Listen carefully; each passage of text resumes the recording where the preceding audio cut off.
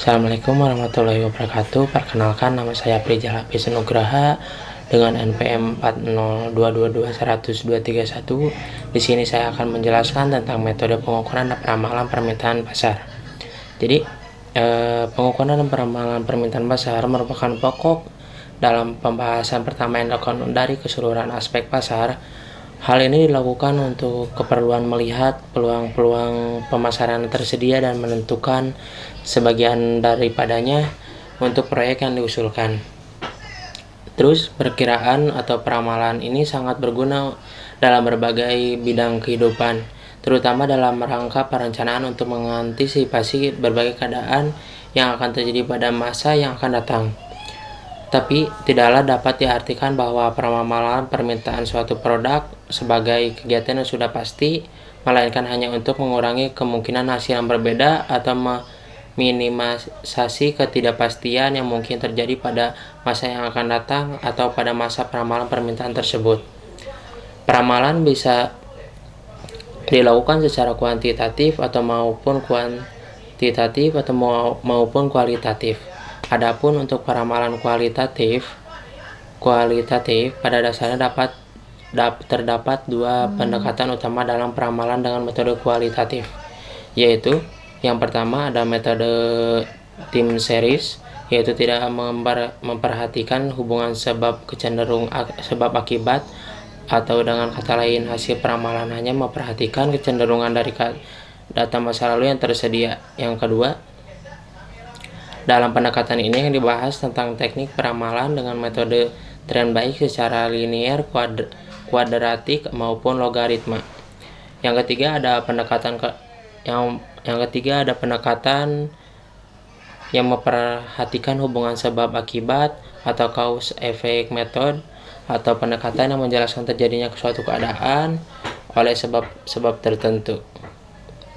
Yang terakhir, ada teknik yang akan dibahas dalam pendekatan ini adalah teknik regresi linear berganda, korelasi biasa berganda maupun parsial. Selanjutnya, saya akan menjelaskan pendekatan peramalan.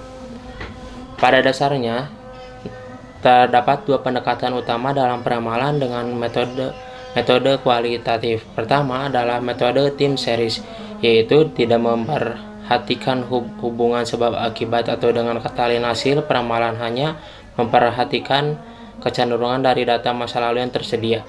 Pada pendekatan ini diperlukan data masa lalu yang cukup banyak, dan karena banyaknya variabel yang secara eksplisit tidak diperhatikan, maka tentu saja tingkat akurasi yang diharapkan tidak dapat berlebihan, terkecuali pada masa lalu tidak terjadi perubahan yang melonjak secara di masa yang akan datang.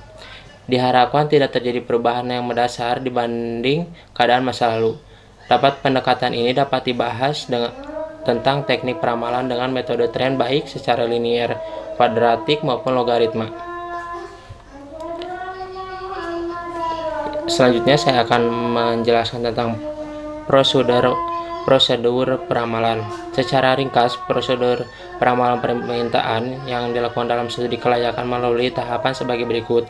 Yang pertama, ada analisis ekonomi, yaitu membuat proyeksi terhadap aspek-aspek makro, terutama aspek kependudukan atau pendapatan. Tidak boleh melupakan juga menganalisa pengaruh dari kebijakan pemerintah yang akan berlaku dan berpengaruh pada usulan bisnis. Yang kedua, ada analisis industri, yaitu analisa terhadap permintaan pasar dari seluruh perusahaan yang menghasilkan produk sejenis dari produk yang diusulkan dalam studi kelayakan bisnis. Analisa ini mencakup peramalan permintaan potensial. Yang ketiga, ada analisis penjual masa lalu. Analisis ini dilakukan untuk melihat market potensial produk dalam struktur persaingan, dan dari hal tersebut diketahui market share produk tersebut. Namun, jika bisnis adalah bisnis baru, maka tahapan ini tidak dapat dilakukan. Yang keempat, ada analisis peramalan permintaan. Pada tahapan ini, terlebih dahulu dilakukan identifikasi terhadap kemungkinan variabel eksternal untuk industri dan perubahan variabel internal perusahaan, khususnya yang berkaitan dengan program pemasaran di masa yang akan datang. Dan selanjutnya, analisis lingkungan industri. Analisis lingkungan industri adalah tingkat dari lingkungan eksternal organisasi yang menghasilkan komponen-komponen yang secara normal memiliki implikasi yang relatif lebih spesifik dan langsung terhadap operasionalisis perusahaan. 5. Kekuatan persaingan, maksudnya pendatang baru, ancaman produk pengganti, kekuatan tawar-menawar pembeli, kekuatan tawar-menawar pemasok, serta kekuatan tawar-menawar pembeli, serta persaingan konvensional di antara para pesaing yang ada merefleksikan kenyataan bahwa persaingan dalam suatu industri tidak hanya terbatas pada pemain konvensional yang ada, pelanggan, pemasok, produk pengganti, serta pemain konvensional yang ada, pelanggan, pemasok, produk pengganti, serta pemain konvensional yang ada,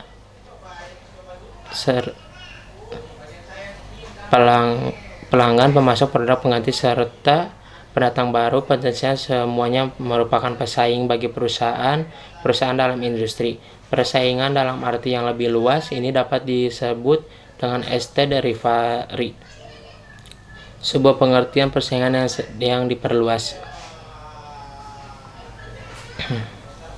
Jadi ancaman masuknya pendatang baru itu,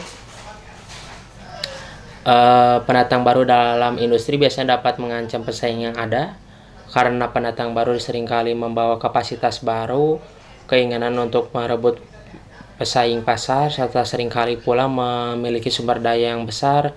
Beberapa hambatan untuk masuki industri ini tuh, yang pertama ada skala ekonomi, yang kedua ada diferensiasi produk, yang ketiga ada persyaratan modal, yang keempat ada biaya peralihan pemasok, yang kelima adalah akses ke seluruh industri, yang keenam kebijakan pemerintah.